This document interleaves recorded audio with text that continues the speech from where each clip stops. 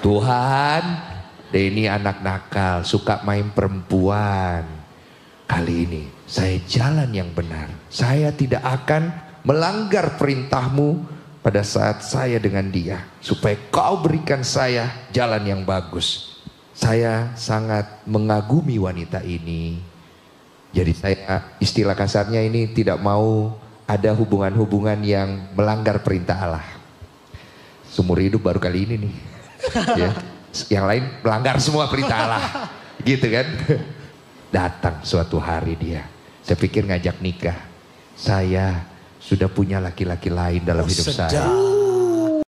Halo, kembali lagi di Dermaga Kasih, channel karya Vince dengan nuansa baru. Selamat tahun baru 2025. Di awal tahun yang penuh harapan ini, kami ingin mengucapkan terima kasih yang sebesar-besarnya kepada semua subscriber yang telah mendukung channel ini. Dukungan kalian menjadi motivasi utama kami untuk terus berkarya, menyebarkan kabar baik, dan membagikan firman Tuhan kepada dunia. Semoga tahun baru ini membawa sukacita, berkat melimpah, dan kasih Tuhan yang tak berkesudahan dalam hidup kita semua.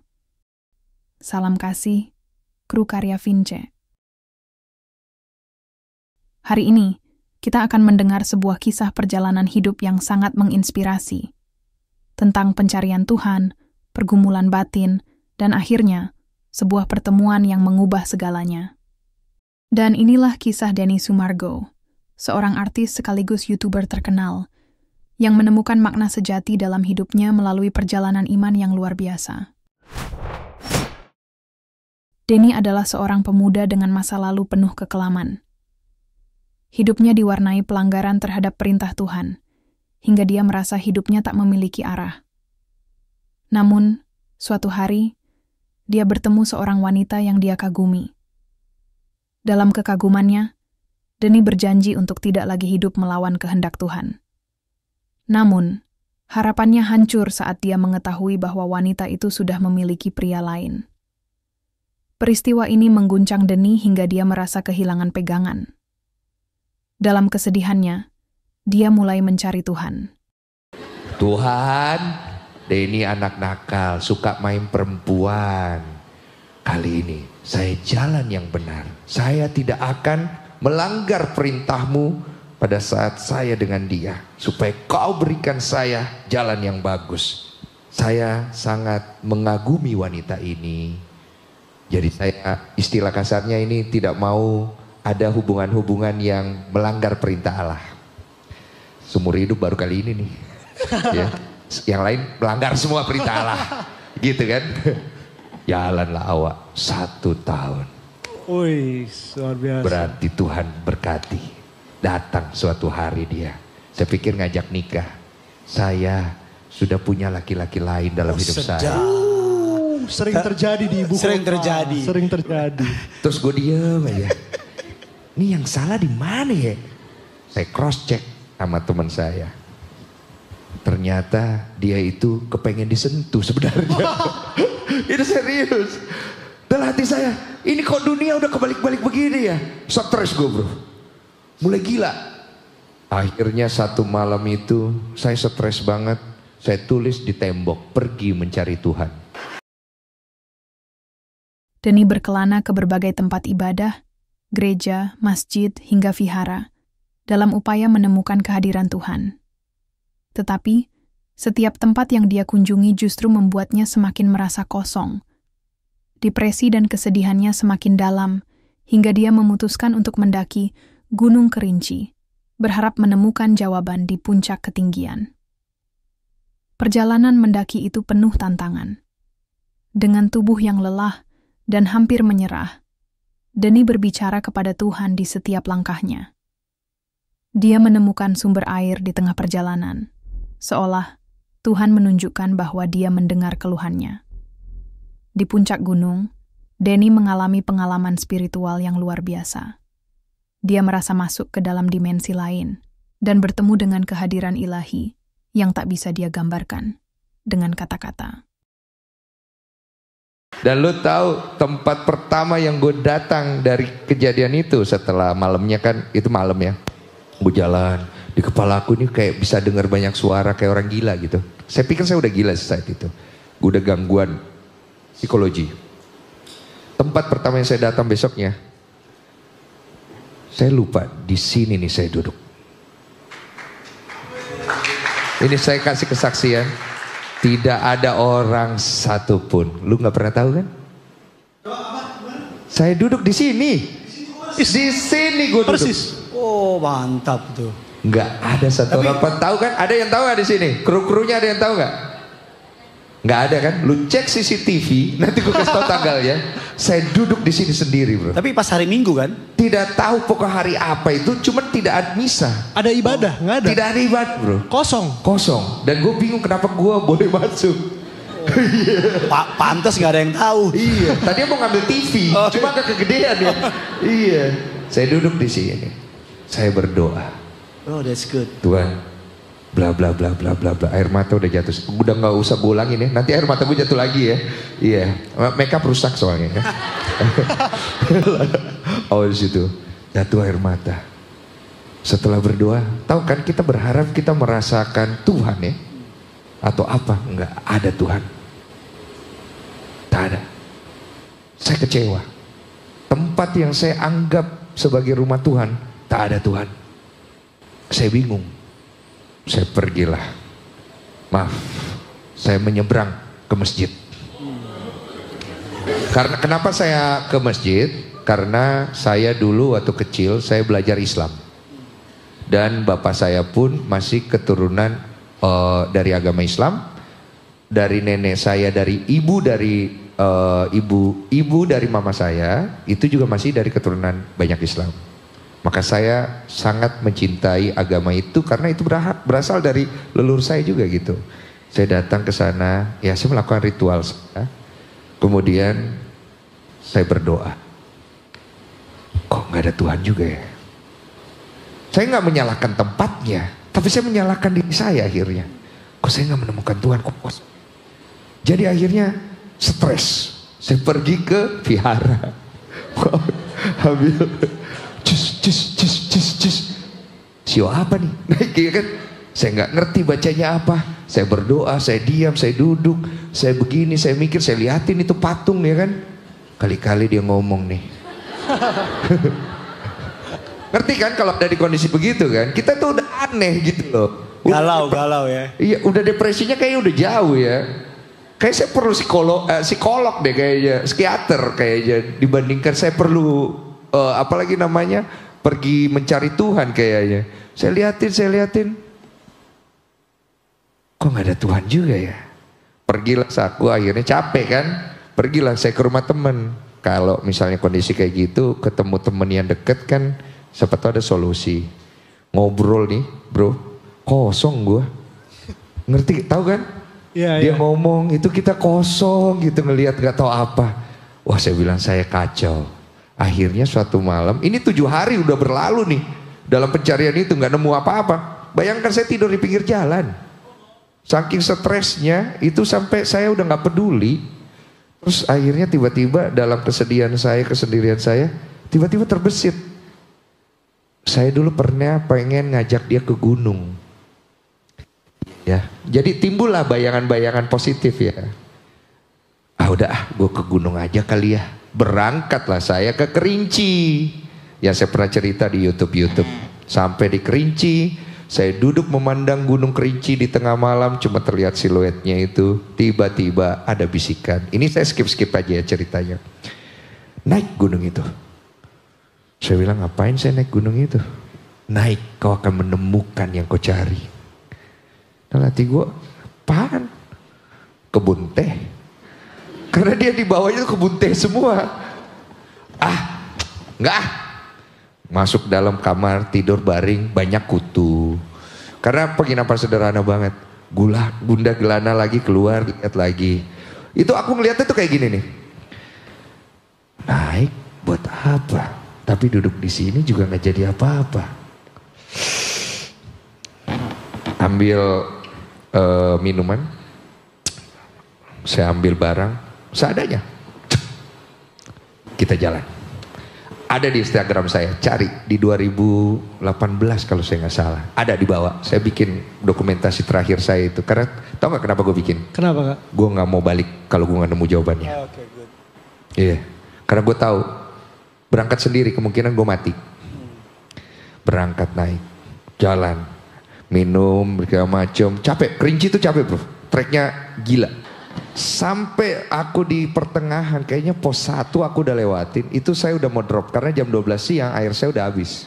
Mulai ngigo, saya ngomong, Tuhan kalau ada, Tuhan pasti tahu. Tuhan kalau ada kan Tuhan maha tahu. Berarti dia tahu kalau sekarang saya udah hausnya luar biasa. Berarti saya ini kan perlu minum, Tuhan tahu. Tiba-tiba jalan ada genangan air. Genangan air. Karena kita haus, kita pasti berusaha minum. Walaupun kotor, saya saring pakai kaos kaki. Saya minum lah. Ya, orang kondisi kayak begitu lo nggak akan mikir macam-macam. Terus habis itu saya jalan lagi. Kalau Tuhan tahu saya lapar, pasti Tuhan tahu dong. Ada bekas makanan. Kayaknya sisa pendaki ya. Walaupun sudah lauknya diambil semua, tapi nasinya masih ada berkuah dikit ya. Saya makan itu. Bayangkan saya bisa makan itu. Artinya kita semua nih kalau udah di kondisi begitu bisa. Gitu. Saya makan, saya jalan lagi.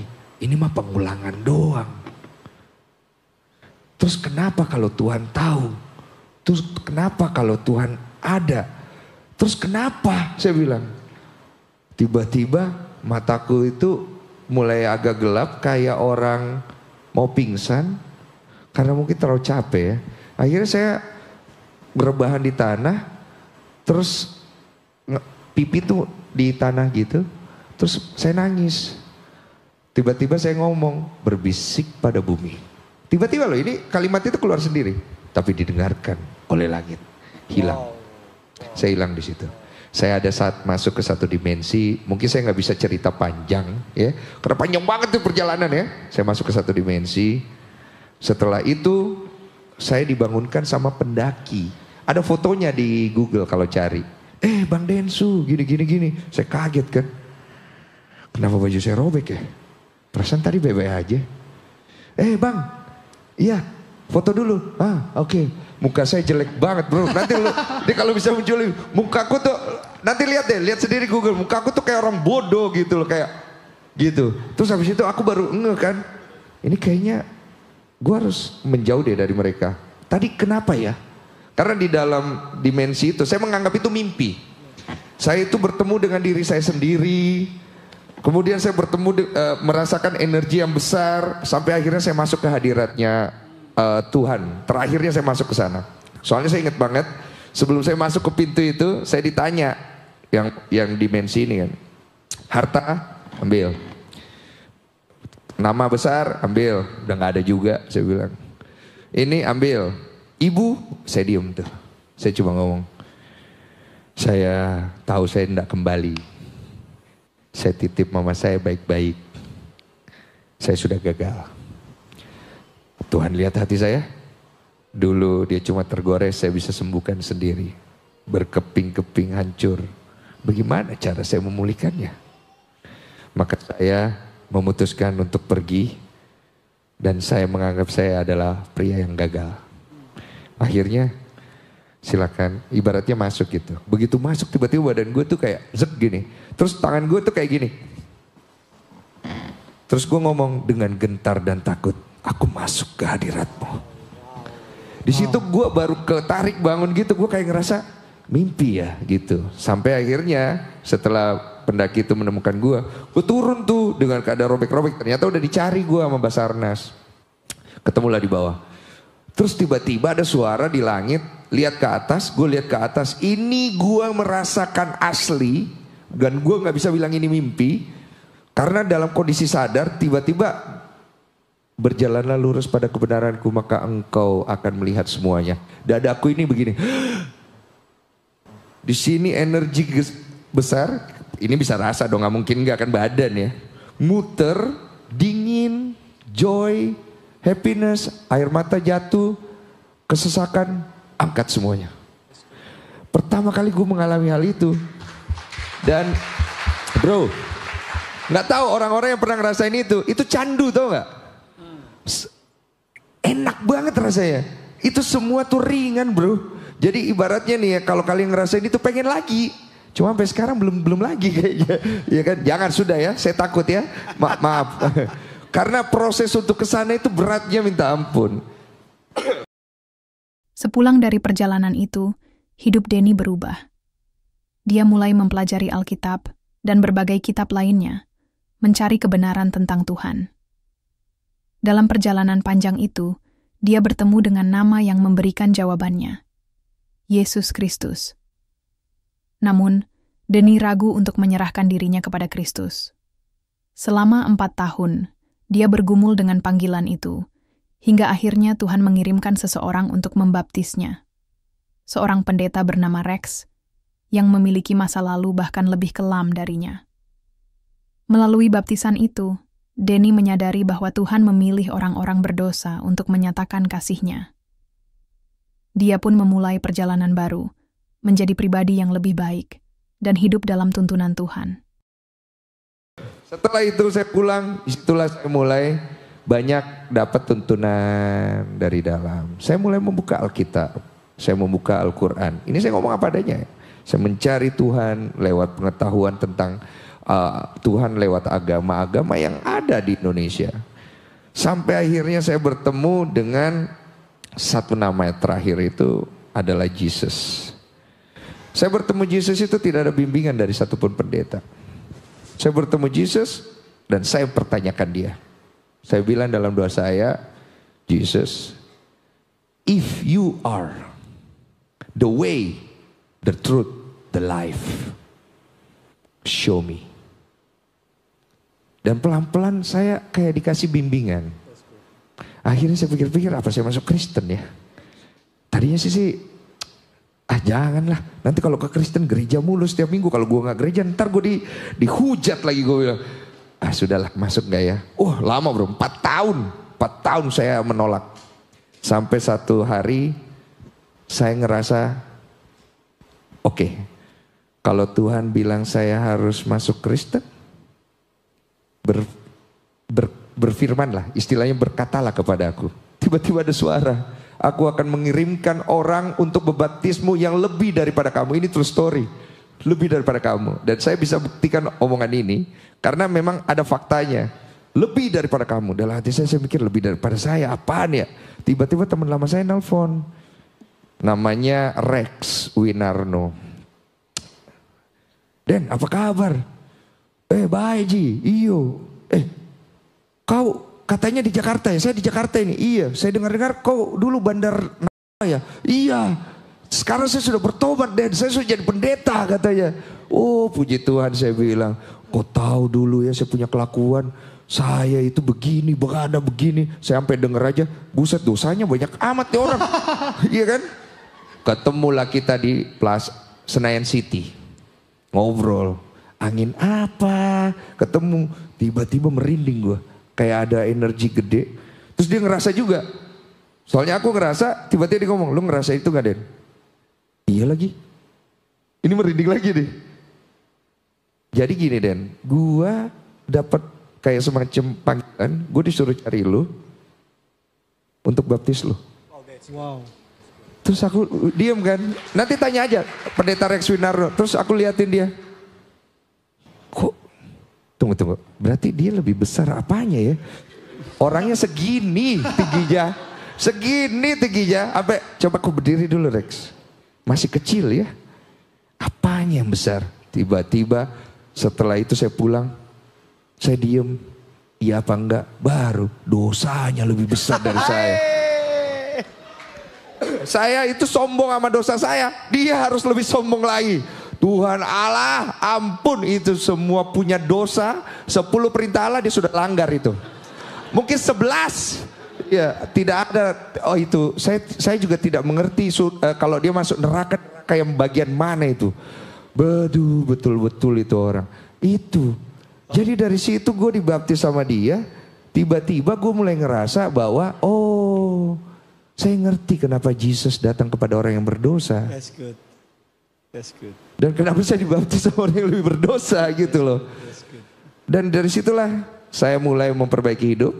Sampai saya mau menikah sama anak orang kaya. Di situ saya mulai dapat bimbingan. Sampai saya bertemu istri saya tercinta Olivia. Sampai akhirnya saya menjadi konten kreator. Sampai akhirnya saya walaupun struggle punya anak. 3 kali keguguran istri saya. Akhirnya saya dikasih anak yang cantik.